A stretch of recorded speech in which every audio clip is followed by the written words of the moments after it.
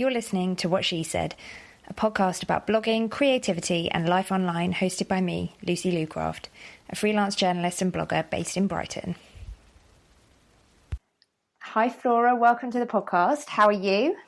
I'm good, thank you. How are you? I'm really well, thank you. Very excited to speak to you. Oh, nice. Thanks, me too. So for anybody who doesn't know who you are, can you please introduce yourself and then just give us a bit of a brief rundown of your blogging journey to date? Sure thing.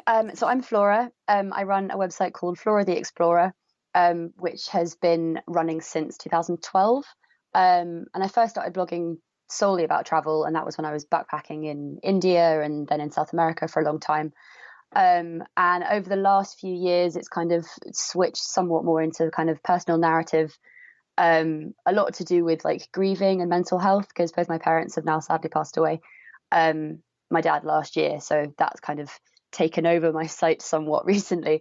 But yeah, I tend to kind of write stories and narrative driven articles, really delving into kind of more what I'm thinking about a place rather than just the surface level stuff that the place offers. I think that's probably what you're, in fact, not probably, that is what you're known for, is your very long form, what I consider to be, I have to be a bit careful to say this, proper travel writing.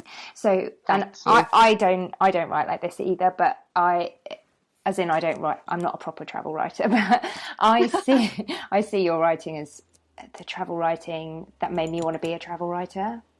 Oh, you know, it's lovely. Storytelling and narrative, and yeah, you do have practical tips in there as well, but I think you're often hailed as someone who doesn't write for SEO, which is a dubious accolade, because it's kind of incorrect in that you're not writing under and asking Google not to show you. But yeah, I understand why people say that. You don't do listicles, and I really don't. And I mean, to be honest, that's where blogging gets more difficult for me, because I think we both started a fair amount of time ago.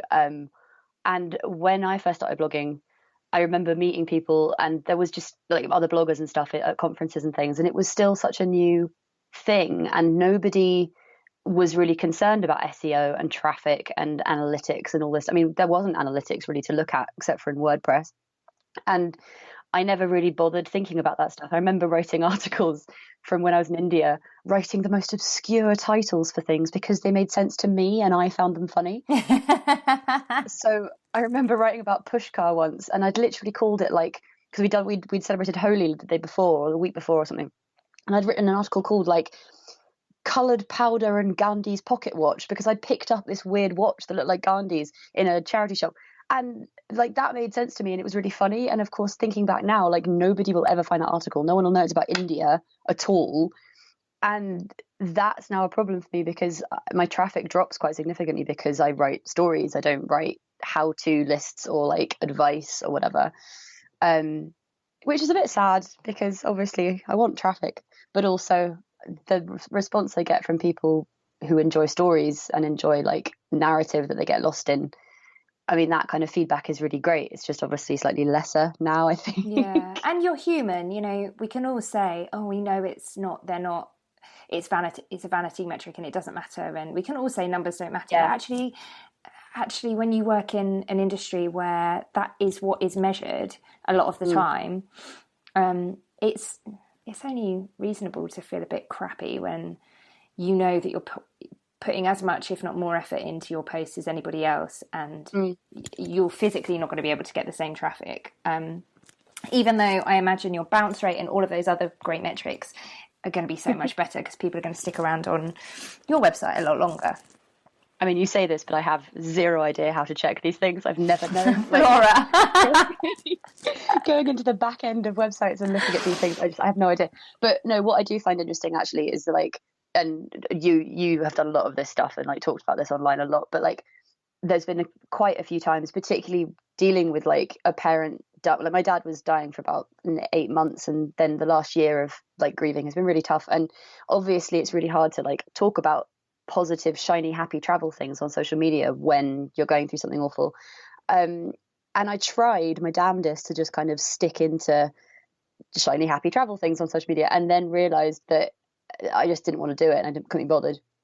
And I remember kind of watching my Instagram in a very separated way, just watching followers drop off because I wasn't posting. But it made me feel, at the risk of using a very cliched word, I felt much more authentic because the things I was writing were about how I was actually feeling, and I wasn't posting when I didn't feel like posting. And I think the stress of like, you know, quantity over quality all the time on so many people's channels just gets really overwhelming. And I don't really believe it a lot of the time, because I think a lot of people are going through stuff and don't want to say that, so they just put a veneer over it instead. And I think people are getting wise to that now. Yeah, I think so. And I think there's something to be said for sharing whenever you feel comfortable to do so. I do understand. We've talked about this quite a lot on the podcast recently, that having that privilege of Instagram particularly not being your full-time job means that you can take a chunk of time out, or Yeah. like how we'll post about literally what we're feeling, and I'll be very honest in my captions. And that's because I'm not bankrolled by it. So yeah, that's very true. It is easier. But at the same time, I do think you get a better connection when you're honest and vulnerable, even if it feels a bit icky. It's for me, it's less about the icky feeling and more about the like trying. I mean, people are always talking about, you know, finding your audience and stuff, and I seem to have got a much smaller audience than I did when I started, and that's obviously a bit disconcerting. But then again, there's the people who've just commented every single time I write something for the last 6 years, and they're essentially like your core audience and the core people you're talking to. And what I have found recently, which is kind of overwhelming in a way, but also really humbling, is having written a few articles about grief, I've had a lot of messages from people saying that they didn't know where to go, and then found articles I've written and then got really in depth in a message about what they're going through with, you know, losing somebody, or often like someone they're with has lost somebody and they don't know how to kind of get in and like find out if they're okay and stuff. And I don't know, it kind of feels a little like I'm transitioning from like just doing travel writing to kind of more mental health and grieving stuff, just because it's more pertinent to me at the moment. And it's kind of, we were saying before, like quite deep stuff, and I like talking like that. I find it hard to just talk superficially or write superficially. Yeah, which makes total sense. Yeah. And also the place that you're in now. So you talked about grief a little bit before your dad died, because your mum died when you were quite young. Mm-hmm. So I do remember you talking a bit about it then, but then having to go through essentially nursing your dad and then him dying before you were 30, right? Yep. Yeah. So that's a really unusual situation to be in, and a really shit one as well. It is shit. It's very shit. But shit. I think it has given me a huge amount of perspective on like how people deal with grieving, and I'm sure people who listen to your podcast have heard the Griefcast, but just if they haven't, quick plug, because the Griefcast is just the best podcast I've ever listened to, apart from yours. I think it is better. You can say it's better. I think it's better. It's phenomenal, and it's run by a woman called Carrie Lloyd, and she lost her dad when she was 15, and it's weird. Like, I'm pretty sure you can be so arrogant about your own emotions. Like, my mum died when I was 20. It's coming up to 10 years in January. It'll be 10 years since she died. And when I was 20, so yeah, a decade ago, like dealing with grief in a kind of, you know, UK wide or even globally, like it wasn't talked about and it wasn't addressed at all. And like, I remember going to a therapist at my uni, because I was at uni at the time in my second year, and I had one meeting with a therapist who made me sob like crazy at like 3 PM when I wasn't feeling sad. She like promoted the like talking about sad stuff, and I just thought it was ridiculous, and so I stopped going. And then just kind of like shunned all concepts of therapy, because nobody told me it was something I should do, and nobody explained the benefit of it. And now people are so much more open to the idea of talking about mental health and talking about like being depressed, but also the ways that you might get to depression. And that's definitely what's happened to me. Like I never really addressed my mum's death when she died. And when my dad passed away, I kind of had like a double whammy, and like have basically spent the last year kind of dealing with both of their deaths instead. But it is really surprising when I get messages from people, if I just talk very briefly about a therapy session on Instagram stories, for instance, and then I'll get like 5, 6 messages from people saying, oh my God, you go to therapy. What kind of therapy? Like, how did you find someone? I don't really know how to look for a therapist, but I really like to. And it's just really amazing to me that it's getting more and more normal and common to like talk about not being okay in your head, which, yeah, I just think it's so important. And people are really, I'm really happy that people are finding it a bit easier to talk about. But do you think, because I think it's interesting that when you post about something like that, that people will be like, oh my goodness, and then also ask you a lot of questions privately, because I think that actually signals how little normal, in quotation marks, people talk about going to therapy. Actually, yeah, I think you're right. I think the fact that it's all quite private is, again, I'm kind of in a very skewed realm with it, because I remember I was in Bali a few weeks ago, and I changed my Instagram profile to saying like often talks about grief and mental health, just because I thought like I finally needed to put it somewhere, because currently like everything I have is just like I write about travel and like nothing about the stuff that I really do want to talk about a lot at the moment. But yeah, I think you're right. Like people are still very private about reaching out, but I guess the difference is I would never have reached out. I would never even thought about it when I was 20, and there was no like parameters for it. Like nobody had I didn't know anybody who'd been to therapy, for instance, and I didn't like, neither my dad, like none of my friends had parents who knew therapists. Like it wasn't a thing. And I think, yeah, maybe now just I'm more aware of it, so other people are more aware of it by proxy. But I think that's a testament as well to how you're just an open book, and in a very accessible way talk about your mental health and grief, and you don't put a veneer on things, so that gives other people permission to, and makes them feel safe to come to you, because I'm sure there are lots of people who talk about it and maybe in a performative way, I don't know, not grief necessarily, but mental health. And that doesn't necessarily invite confidences in, I don't think.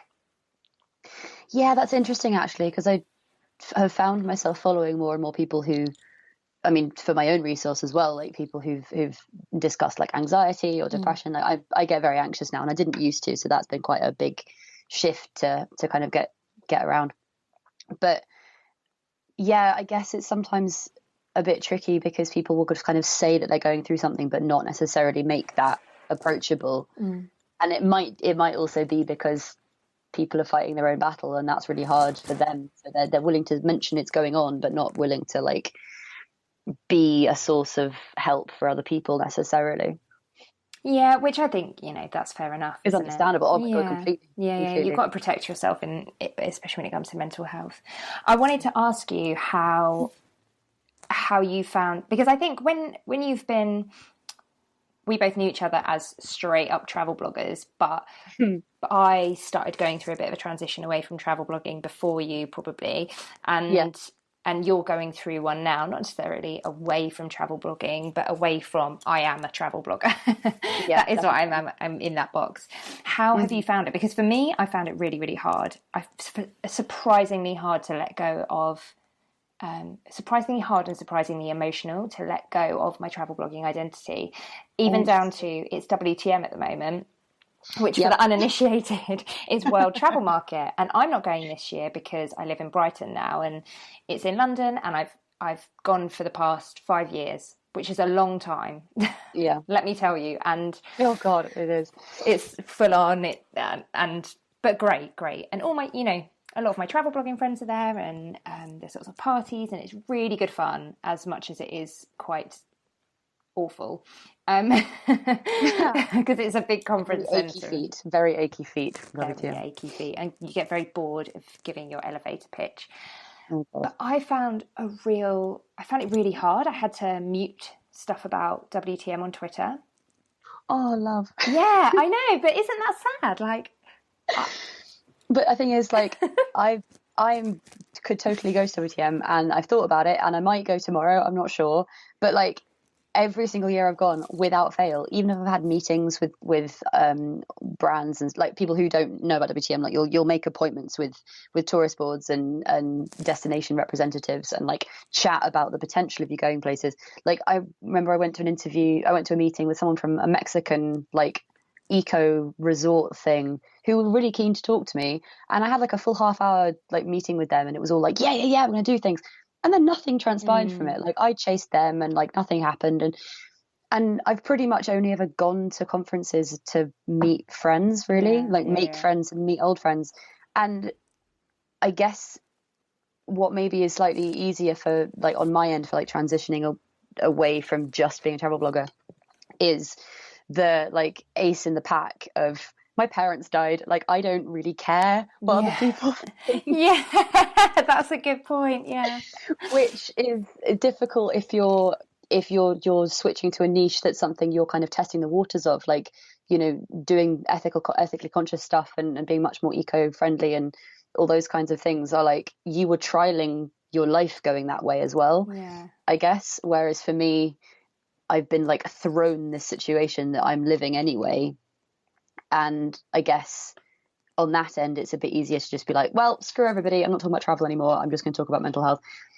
yeah. But I think the nice thing is to be able to encompass traveling into that as well. And what I think I might try and do at some point is talk more about what you do go through when you travel, like mental health wise, because that's important. And people don't, I think a lot of people always just, I remember writing an article a long time ago about like being really scared about traveling solo but doing it anyway, and I had a few responses from bloggers who were just like, I just don't get scared when I'm by myself, I just don't get worried or like find it hard or get nervous. And I'm like, really? Like, what? How is that possible? And I suddenly realized that maybe I'm just like different to them. I just assumed that everybody like had massive pangs of what if no one likes me, like, oh, this hostel's really busy and everyone looks cooler than me, like all this stuff. Turns out not everyone thinks like that. Who knew? I didn't know. I presumed everybody felt like that. Exactly, I know. But that's my point. I think people who can kind of do straight up, like, look at me, I'm a big brash blogger, like in a great way, but that's the people you aspire to be like if you're like worried that you're a bit nervy, whereas I'm on the other side of it, like I'm a bit nervy and I do it anyway. So there you go. Yeah, and I think that is stuff that not enough people talk about, is the side of travel that it's amazing. It's amazing. It's so much fun. But I liken it to, this is the analogy I always use, and I wonder if you'll feel the same. So if someone says to me, what's your favourite country? I'd probably say India, because it's just, and then, or if they say, would you ever recommend going to India? What's it like? I'll immediately say, oh my God, it's amazing. You have to go. You'll love it. It's just magical and colourful, and the food is amazing. The people are amazing. But when I was in India, I did not feel like that. Do you know what I mean? I was like, I need to get out of this country. You're driving me mad. Everyone needs to stop touching me. And stop staring. Stop staring. I don't want a picture. Leave me alone. Oh my God. See, it's extraordinary because, yeah, I usually say I can't pick one. I'll go for three. And I usually say India, Bolivia, and Iceland, just because they're like very different. Very different. They've got qualities. Yeah, they've all got qualities I love. What is, of course, extraordinary is that both in India and Bolivia, I had some of the worst mental times of my life, but not realizing that I was like having mental difficulties. Like I remember being like so depressed in Bolivia, traveling by myself. And I remember being in a hotel because I was trying to learn Spanish and was doing like one-on-one classes. So I'd opted not to stay in a hostel. So I'd like actively put myself in a non-sociable environment. And then I was just in a hotel room, like a skeezy hotel room. And I heard a couple like having sex in the room next door and was like, oh my God, I feel so alone. Oh my God. And I was so depressed. And I remember having a massive, like, what the hell are you doing with your life, Flora? Like, why are you still in South America bumming around? Why aren't you in London working a job? Like, all this stuff. And got really, really upset and angry with myself. And yet I'm still like, Bolivia's great. I love Bolivia. It's so cool. It's extraordinary. It really is. We're very good at rose tinted stuff. Right. Yeah. And I think never more than when you're traveling somewhere really, really intense, and also for an intense amount of time, because when you're traveling long term, backpacking for a big chunk of time, it's the highs are so much higher and the lows are so much lower, because you have you do it kind of equal parts fast, and have way more downtime and kind of boring. So, some of the train journeys that I did in India were like 2 days long. And when anybody asks me about trains, I'm like, oh my God, they're amazing. But I remember clearly, so clearly, having a poo on a train in the squat toilet and, just seeing it drop down on the tracks. That is a low moment. And cockroaches kind of around my feet. That my God, the a cockroaches. low moment. And it's so strange as well, because when you're like in hostels and stuff, when you're traveling and you kind of you swap war stories of like, oh God, I had this awful train journey, and someone else is like, I can trump that, like I had an even worse like plane ride through this part of the world. And you always do like the really negative stuff, but then when you're like, I guess maybe it's the curse of being a blogger, is that the automatic is to be much more positive about things. Yeah, I think that's so. Also something else that really pisses me off about blogging now is that, like, when I first started doing it, there was no kind of category that you had to fit into. It was never like, you go to Cuba for 6 days and you're like, I've written the most like in-depth exclusive guide to the entire island and you'll learn everything from me. Like, that was never a thing that we did. It was just like you wrote about where you were and that was all. Do you think that you've got rose-tinted glasses though about it? Because I remember when I started travel blogging, which is 2013, so not too long after you, going to a T-Bex, and people were very much starting travel blogs to make money. Already. They were they were already talking about SEO and analytics and all of those sorts of things, and people were already carving out those niches, those kind of inauthentic niches where they do exactly what you're saying, go somewhere on a press trip for 2 days, stay somewhere that nobody else would be able to afford to stay, and then they're the expert on the area. It grinds me so much.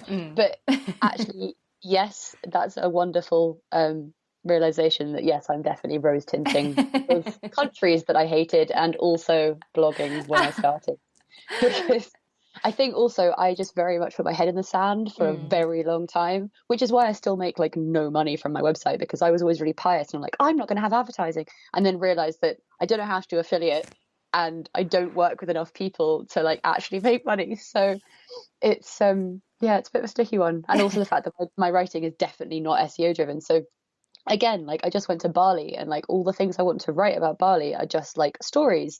And then in the back of my head, I'm like, I need to write, 8 unique things to do in Bali, don't I? Because that's how you're gonna get people to read. But they're not things that come naturally to me. Like whenever I've tried to like do copywriting as a job, I find it really hard because I'm being such a tortured artist. But I don't really find it very easy to write things that are really formulaic. Like I tend to just want to write about myself in situations. God, that sounds awful. No, not at all. No, because I think I'm the same as you. I started a travel blog because I wanted to write about my travels and my life. I didn't want to, if I'm honest, and I'm sure I've said this on the podcast before, I'm not one of those people that can say, I write about travel because I want to help you to travel. Honestly, I don't really care how you travel.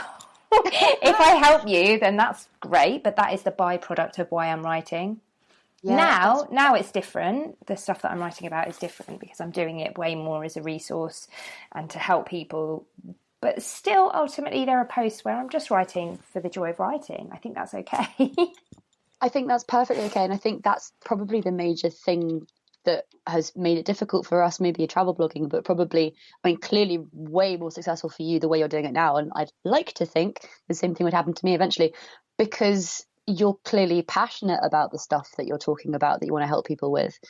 And same with me writing about grief stuff. Like when I get messages in my inbox from like someone who's lost both their parents and doesn't know how to grieve, and they're like finding it really hard, they're being really hard on themselves, and like, their mum died 4 years ago, so they should be fine by now. And I'm like, oh my God, my mum died 10 years ago and I'm still crying like all the time. Like, it's fine. It's fine. It's your own process. And that I really want to help with. Whereas someone says to me, I've got 2 months to travel, where should I go? I'm just like, oh, for God's sake, like, why Google are it. you asking me? Exactly. Moreover, like, ask someone who's like made a platform about doing that, about giving that help, because you're right. Like, I don't have that as my modus operandi. Like, that's not what I'm writing stories for. I'm writing stories because I'm working on how I tell stories, like very selfishly. It's my own like way of practicing. And also I just think that, probably slightly arrogantly, that there aren't that many people who write travel stories rather than just travel blogging, and I kind of like that people enjoy it, and I want that to be a common thing. I'd like it that more people did that, and when I find bloggers doing that, I get really excited. Yeah, me too. Yeah, because I don't also read travel blogs really, apart from no one does anymore. yours, Lauren's. There's a couple, but basically my friends whose writing I like, and it tends not to be because I look at their website and go, oh yeah, I really want to go here. I'm going to search for a helpful. I'll go to different people for that, but I probably won't read their posts regularly. Yeah, if that makes sense. And also, yeah, it does. And also, I've realised that I am a complete hypocrite, because the amount of times I like bash people for writing these top 10 lists and like guides and stuff, that's all I Google for. Well, yeah, like, exactly. Yeah. You know, I'm not gonna Google like for things for Bali and look for stories, because I'm like, I want to work out where to go, and I want to work out what to do. And yeah, you're right. Like, I don't really read many blogs anymore. I read the people I'm friends with because I like their writing, and there's a small subset of people who I think write like really good, long form, like deep, kind of meaty, like stories about what they're doing and where they are and stuff. And I think it's relatively rare now. Yeah, I'd say so. And I think that's fine. That's just the way the industry has gone. And but still, Google does reward. The algorithm does reward you reward your website for the length of time people stay on it, and the authority within writing. So even if you're not writing those listicle style posts, but I think to your point, yes, you're still getting the SEO benefit, but not as quickly as if you bashed out a whole heap of super practical, short 600-word kind of guides. Yeah, and to be fair, like whenever I do write those, they bomb. Like, nobody reads them. I can't imagine your people. Yeah. I can understand that.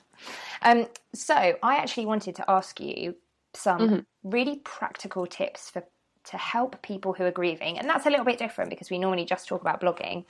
Yeah. But I think that, and I don't know if you feel this way, but I feel like I've just got a superpower. Since so it's my 10-year anniversary. I read that article of yours. Yeah. The 10-year anniversary of my dad dying next year as well. Oh wow. We should go and have a grieving dinner. That'd be good. Yeah, we should. The Dead Parents Club. Yeah. It's an important club to be part of. It's very weird.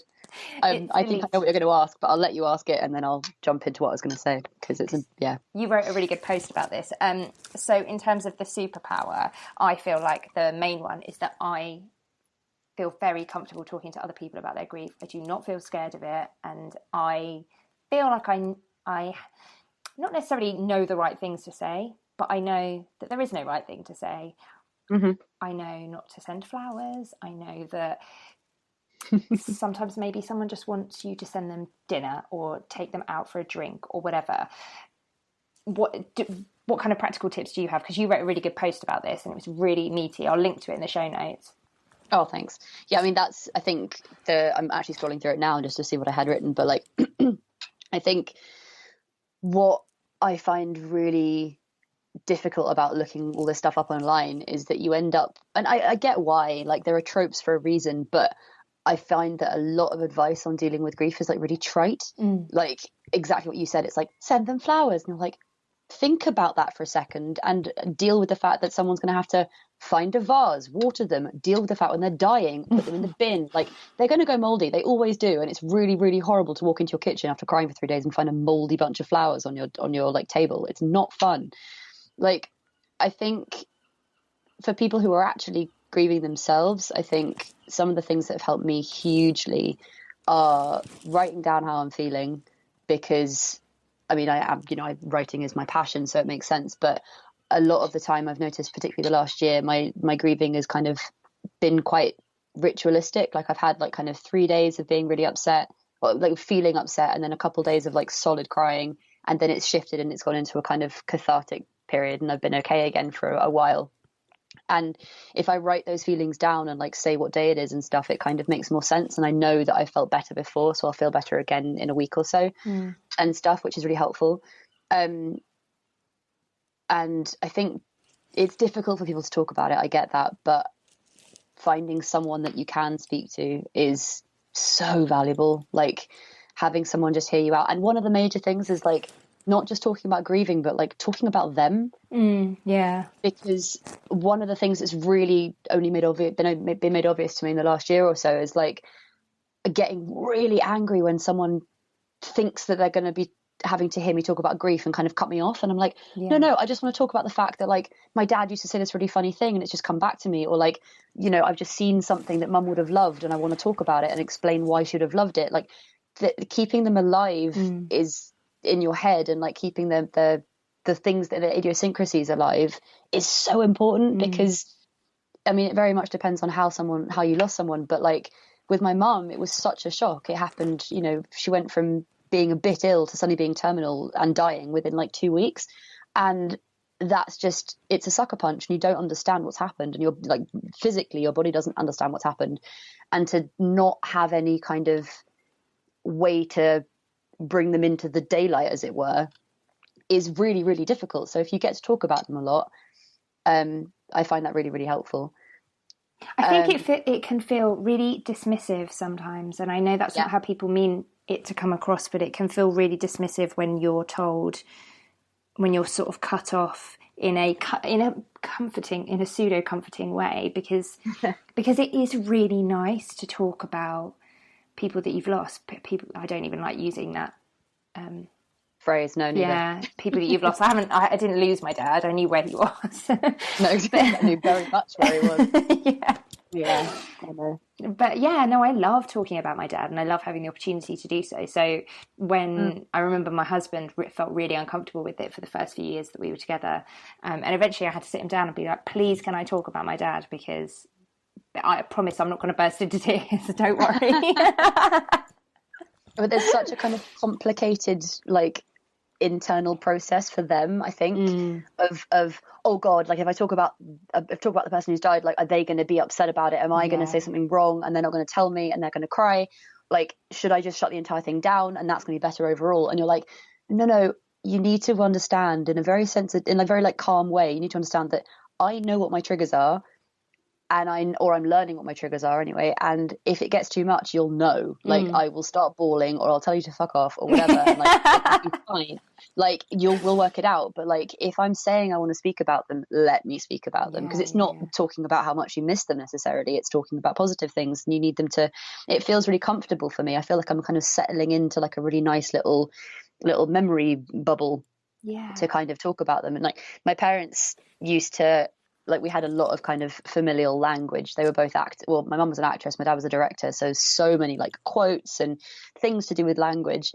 And I talk a lot anyway, so like there's a lot of things that I'll kind of suddenly remember, like little phrases they said and things, and I want them to stay in my vocabulary. And I tell my friends them, and I'm like, mum used to say this, like, can we keep saying it? Because I want it to kind of stay part of my life, it's part of my daily life. And yeah, I don't know if people have that for themselves, but like for me, that's a really important thing. Yeah, I think that's so lovely. There's just giving people the space and permission to just talk about the little what seems like little things probably to other people, but yeah, it's so wonderful to be able to keep the memories alive, because you know, like we're both 10 years on. In one sense, but you're very fresh in another sense. And like you said, grieving, it's so complicated. I didn't deal with it for a really, really long time, and I still don't think I have. I don't know if I ever will. But it becomes really, really fresh again when things happen, even happy things, like when I got married, it became really raw and fresh. And then when I had a baby, really raw and fresh. And then, of course, when my mum dies, it will be a whole new grieving process. Mm-hmm. So, and it's really tough. But there was timely actually, Nick Cave lost his son, his 15-year-old son. Oh my God. I'm not exactly sure when it happened, but he fell off a cliff in somewhere, and it was awful. But someone wrote a letter to him, or like wrote a question on his website, and he published the response recently, and it was so beautiful. It was doing the rounds on Twitter the other day, and just the quote that really hit me was like, to grieve is to love, or to love is to grieve, like one of the two. I'm going to see if I can find it.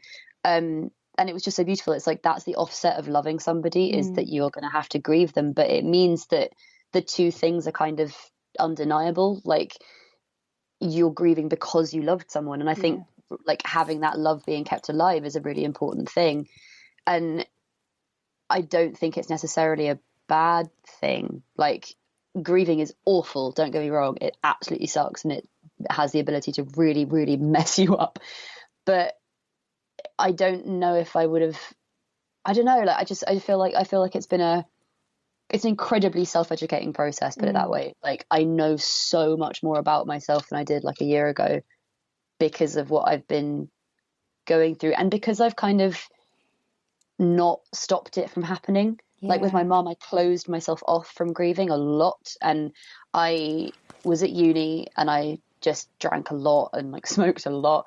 And then I went to San Francisco because I had my third year was in America because I was doing American studies, American literature. So I went to America for a year, and there was no memory of her there at all. Like, I'd never been before. So I didn't kind of see her anywhere. And that was really kind of therapeutic for me. So I just thought, oh, traveling, that's my big solve. Perfect. And that's also why I then kept traveling for like 6 years pretty much, because I just thought that eventually grieving would kind of solve itself by proxy. And if I kept moving, like, it would just end up happening. And it's only been the last few years that I've kind of been like, oh, you have to kind of let this happen. You can't kind of escape it. Like, it's so many emotions that need to come to the fore and they need to be experienced and expressed and stuff. But it's really scary to do that. Like, it's really, really scary. And I don't think that you can tell yourself you have to grieve. Like, it's just how it happens.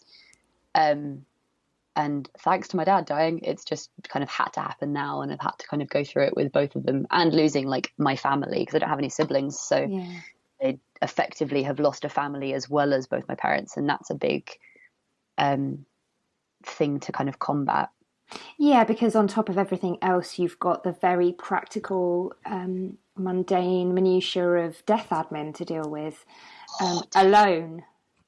I mean, I know you're not alone, but I mean, in a very kind of just in a literal sense of both your parents not being there, and however old you are, you kind of default to your parents, don't you? Very much. But I remember I went to like a travel, what was it, like, not a travel conference, like a show, one of the things at Excel.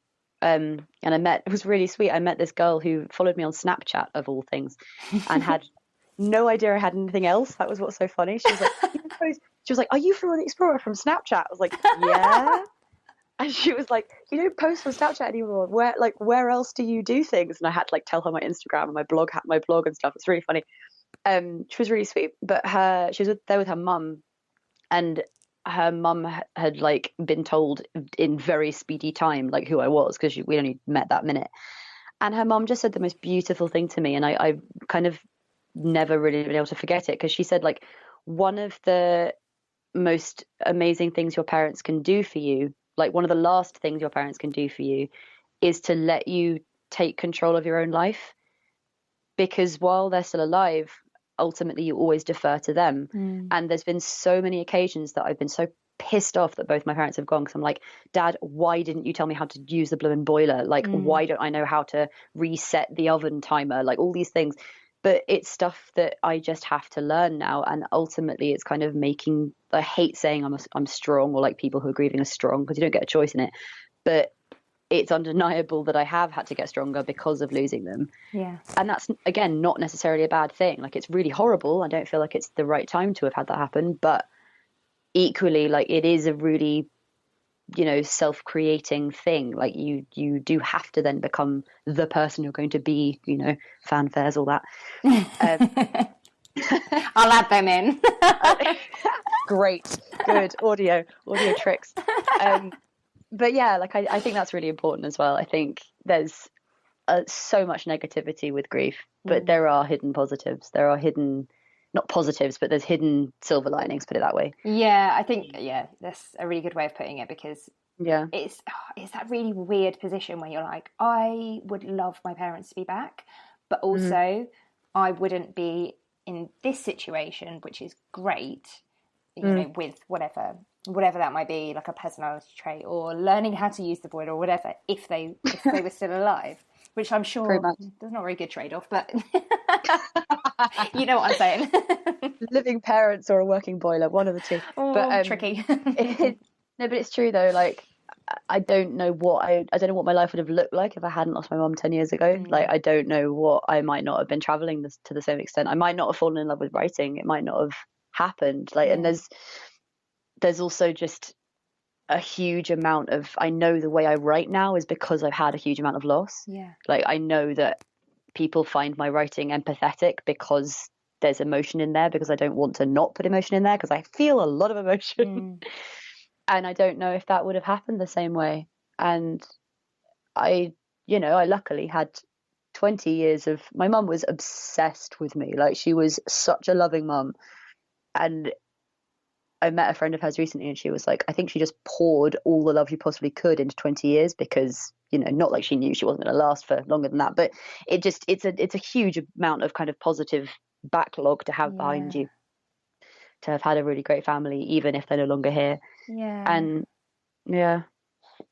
Well, that is amazing. What were your parents' names? Sue and John. Oh, well, thank you, Sue and John, for sponsoring this episode of What She Said. It was wonderful to have you here in spirit. They'd have loved it.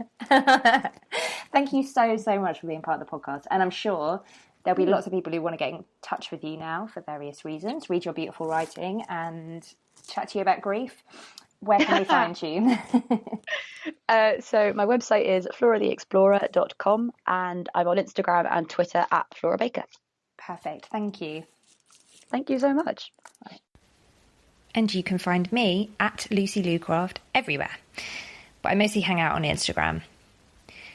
You can find old episodes of What She Said over at lucylucraft.com, where you'll also find me chatting about all things blogging, travel, vegan life, and zero waste living too. Lastly, I know everybody asks this and it's a total pain in the ass, but please think about leaving the show a rating and review. It makes a huge difference to getting the show out to new listeners. And for every review you leave, I'll donate £2 to charity. So that's £1 for you and £1 from me. The chosen charity changes each month, so listen out for it in the intro each week. Thanks for listening.